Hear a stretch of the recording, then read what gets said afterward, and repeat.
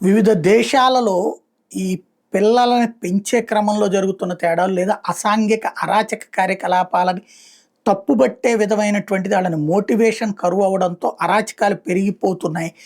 తాజాగా ఆస్ట్రియాలో రెండో అతిపెద్ద నగరమైన గ్రాజ్లోని ఓ స్కూల్లో కాల్పులు కలకలం సృష్టించిన ఓ దొండగడు మంగళవారం జరిపిన కాల్పులో 9 మంది మృతి చెందారు, 12 మంది తీవ్రంగా గాయపడ్డారు.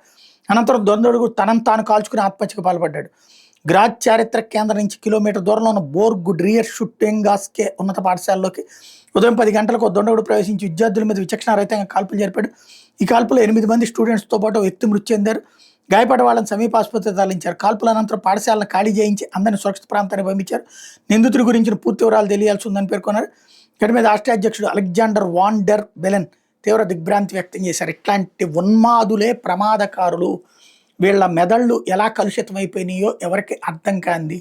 తీవ్రవాదాన్ని కూకటి పేళ్లతో పెకలించాలి అన్నటువంటిది అన్ని దేశాల యొక్క ఆలోచన కావాలి. అలా కాకపోతే ఇలాగ దేశాలు సమస్యలు ఎదుర్కొంటాయి.